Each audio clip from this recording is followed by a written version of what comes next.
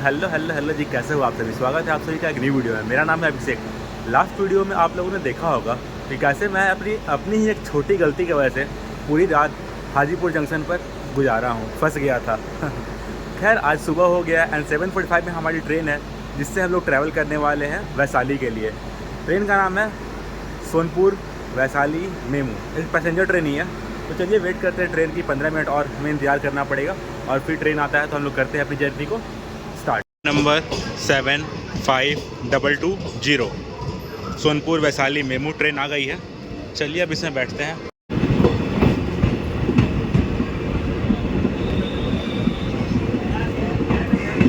वैशाली जाने वाली इस ट्रेन में हम लोग बैठ चुके हैं। ट्रेन में कुछ ज़्यादा भीड़ नहीं है, नॉर्मल सा ही भीड़ है, थोड़े बहुत लोग हैं, सीट इजीली मिल जा रहा है। तो चलिए हम लोग आपसे मिलते हैं वैशाली पहुंचकर। तो ट्रेन ने हमें वैशाली स्टेशन पर ड्रॉप कर दिया है। छोटा सा ही स्टेशन है, न्यूली बिल्ड स्टेशन है। केवल और केवल यहाँ पर 2 लाइन्स ही हैं और दिन में केवल और केवल 2 ट्रेन ही आती हैं और 2 ट्रेन जाती हैं। तो बहुत ही लिमिटेड एक्सेस है। पटना से वो भी डायरेक्ट ट्रेन नहीं है, सोनपुर से ही आ सकते हो। तो टूरिस्ट अगर आप बाहर से आ रहे हो तो थोड़ा आपको सोचना पड़ेगा या फिर बाई रोड ही यहाँ पर आना पड़ेगा। खैर चलिए देखते हैं आगे कैसे फिगर आउट करते हैं कि कैसे हम लोग यहाँ के टूरिस्ट स्पॉट पर पहुँच सकते हैं। बाहर कुछ ऑटोज तो लगे हुए थे, चलिए बात करके देखते हैं।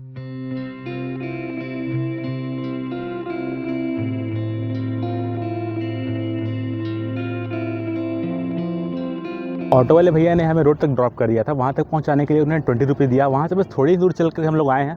तो आप मेरे पीछे देख सकते हो, लिखा हुआ है राजा विशाल के गढ़ का भग्नावशेष, यानी कि ruins of the fort of Lichchhavi king विशाल।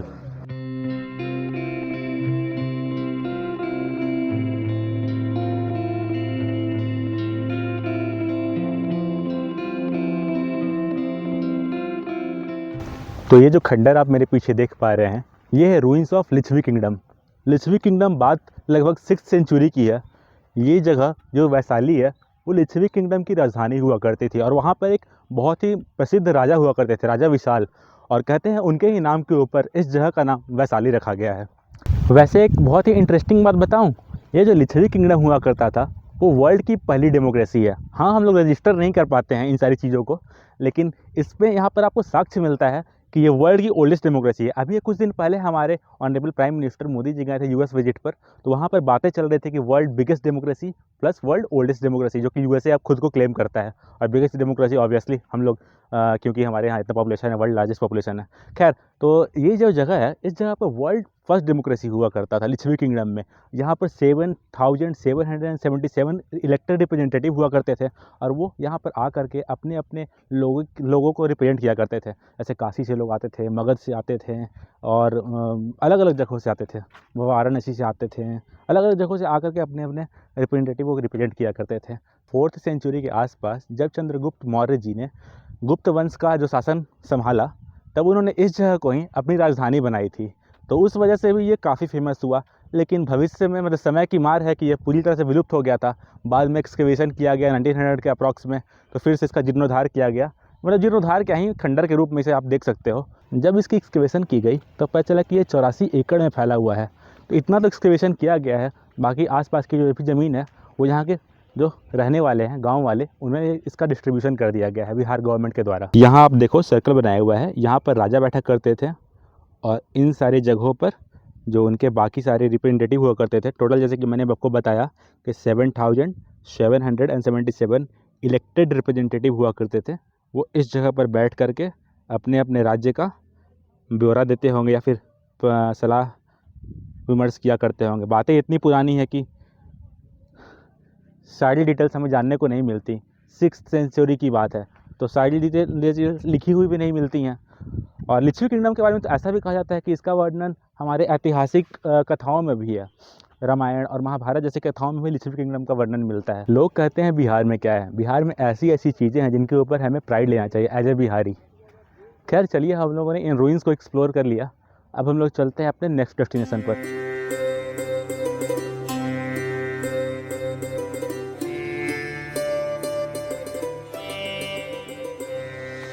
अभी मैं वर्ल्ड पीस पगोड़ा की ओर जा रहा था, तभी मुझे एक बहुत ही खूबसूरत सा श्राइन टाइप स्ट्रक्चर देखने को मिला। स्ट्रक्चर देख कर कहीं आप बता सकते हो कि वो इंडियन नहीं है। हाँ, वो एक वियतनामिक बुद्धा टेम्पल था। साथ ही साथ वहाँ पर विपस्सना मेडिटेशन भी होता था। विपस्सना मेडिटेशन, विपस्सना जो है ना, वो एक टेक्निक है मेडिटेशन की। जो बुद्धा के द्वारा री इंट्रोड्यूस किया गई।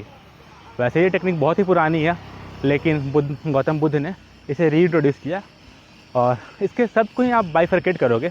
विपसना मतलब खुद के अंदर देखना, यही है विपसना। अगर आप भी चाहो तो इस विपसना मेडिटेशन का लाभ उठा सकते हो। सिंपली आपको स्लॉट बुक करना होता है, उनकी वेबसाइट होता है dhamma.org होता है, वहाँ से आप बुक करके एक 10 डेज़ का कोर्स ले सकते हो। फ्री ऑफ कॉस्ट होता है, रहना खाना वाना सब कुछ होता है। तो अगर आप चाहो तो विपसना मेडिटेशन आप भी सीख सकते हो। खैर चलिए हम लोग चलते हैं वर्ल्ड पीस पगोड़ा की ओर।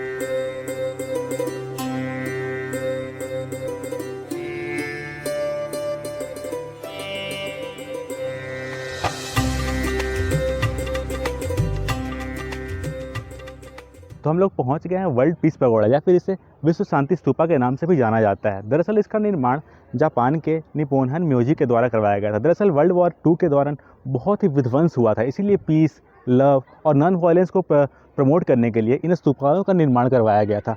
दरअसल वैशाली से लेकर के बुद्धिज्म और जैनिज़्म को बहुत ही गहरा नाता है। जैनिज़्म का तो आप समझ सकते हो कि 24वें तीर्थंकर का जन्म ही इस स्थान पर हुआ था, जो कि हम देखेंगे आगे वीडियो में। लेकिन बुद्धिज्म धर्म के अनुयायियों के लिए भी ये एक बहुत ही महत्वपूर्ण तीर्थ स्थान है, क्योंकि जब गौतम बुद्ध परिनिर्वाण को प्राप्त हुए कुशीनगर में, उससे पहले उन्होंने अपना लास्ट स्पीच इसी जगह पर दिया था, वैशाली में। इस जगह पर उनकी अस्थि भी है, जो कि हम लोग आगे देखेंगे वीडियो में।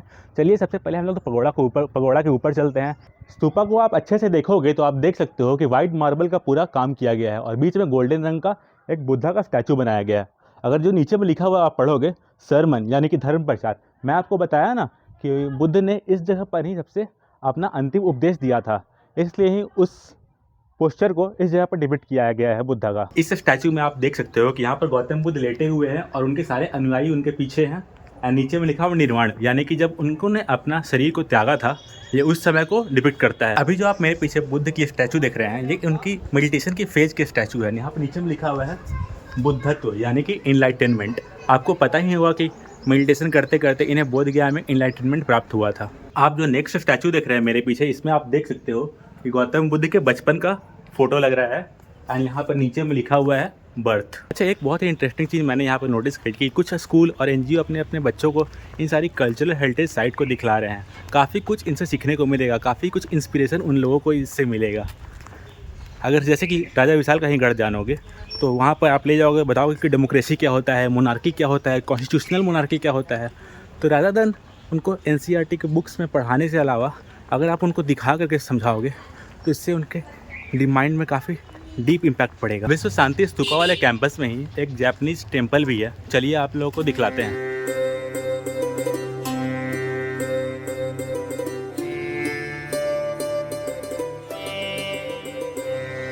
तो ये बुद्धिस्ट टेम्पल जो आपने देखा वो भी निप्पोन्हन म्योजी के द्वारा ही बनवाया गया था।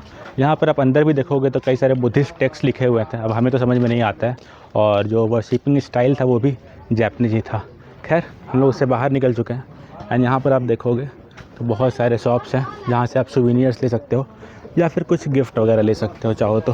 वर्ल्ड पीस पगोड़ा के जस्ट सामने ही है ये अभिषेक पुष्करनी लेक, बहुत ही वेल मेंटेन्ड है। आप यहाँ पर देख सकते हो, बोटिंग भी आप चाहो तो कर सकते हो। मैं तो जा रहा हूँ बोटिंग करने, भैया बोल रहे थे 50 रुपीज़, अब मैंने बोला 30 रुपीज़ में करवाने के लिए, तो भैया करवाने जा रहे हैं।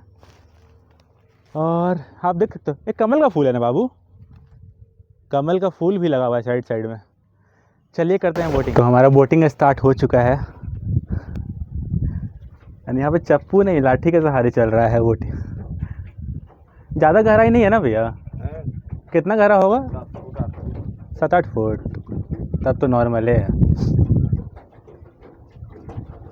बढ़िया है, मज़ेदार एक्सपीरियंस है।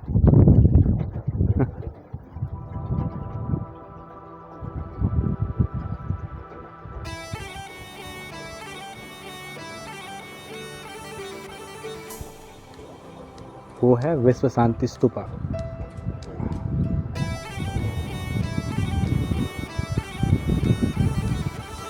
भैया का गमछा उड़ गया। लठिया से खींच लीजिए।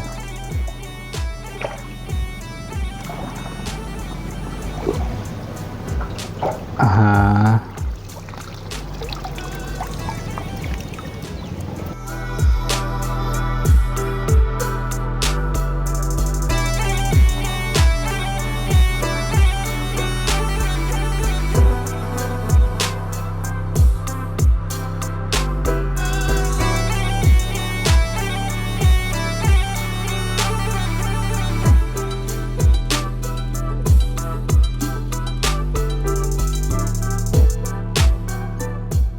तो हम लोग पहुँच गए archaeological museum of Vaishali. 10 rupees की एंट्री टिकट है इस जगह पर। चलिए म्यूजियम के अंदर चलते हैं।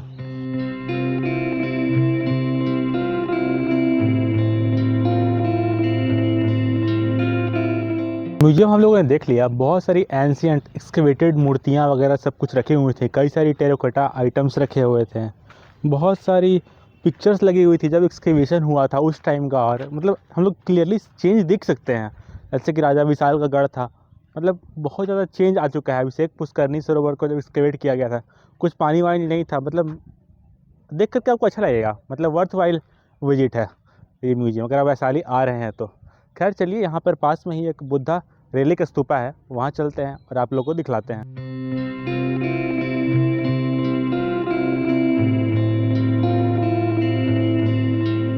अभी हम लोग आ गए हैं बुद्धा रेलिक स्तूपा, यानी कि अस्थि कलश स्तूपा। अगर आप यहाँ पर देखोगे तो एक स्तूपा टाइप स्ट्रक्चर बना हुआ है। दरअसल जब तथागत बुद्ध ने अपने शरीर का त्याग किया तब उनकी अस्थियों को लगभग 8 हिस्सों में बांटा गया, और उन्हीं 8 हिस्सों में से एक हिस्सा लिच्छवियों यानी कि लिच्छवी किंगडम के रूलर्स के पास आया, और उसी अस्थि के ऊपर उन्होंने एक स्तूपा का निर्माण करवाया। इसीलिए इसे अस्थि कलश स्तूपा के नाम से जाना जाता है। इस स्तूपा के आसपास भी आप देखोगे तो बहुत ही अच्छा सा गार्डन बनाया हुआ है, जहाँ पर आप बैठ करके थोड़ी देर टाइम भी स्पेंड कर सकते हो पेड़ों के नीचे। यहाँ पर आप देखोगे तो एक बहुत ही बड़ा गुंबद सा स्ट्रक्चर बन रहा है। लोगों से पूछा तो पता चला कि कोई मंदिर बहुत ही बड़ा बन रहा है, और 3-4 दिनों में ही उसका उद्घाटन होने वाला है, एंड बहुत ही बड़े स्केल पर लोग आने वाले हैं। सही है, डेवलपमेंट हो रहा है, डिफरेंट देशों का इन्वेस्टमेंट आ रहा है, ठीक ही है। मैं लगातार ट्रैवल कर रहा हूँ, सोचा आपसे कुछ बात करी जाए। इतना ख़राब हाल हो रखा है एम्प्लॉयमेंट का हमारे बिहार में कि पूछो मत। कल मैं ट्रेन से ट्रैवल कर रहा था, बगहा से आ रहा था मुजफ्फरपुर, और वो ट्रेन आ रही थी लगभग बांद्रा से, मतलब मुंबई साइड से आ रही थी, और उसमें भर भर के माइग्रेंट लेबर भरे पड़े थे हमारे बिहार के ही। मतलब देख करके बहुत बुरा लगता है। अगर हम लोग एम्प्लॉयमेंट को अगर समझना चाहें तो एम्प्लॉयमेंट को हम लोग 3 हिस्सों में हम लोग बांट के देखना होगा। पहला, प्राइवेट जॉब। अगर गवर्नमेंट को, बिहार गवर्नमेंट को प्राइवेट जॉब देना है तो उसको इंडस्ट्रीज़ लाना होगा, कंपनीज़ लाना होगा, तो वो लाने से रहें।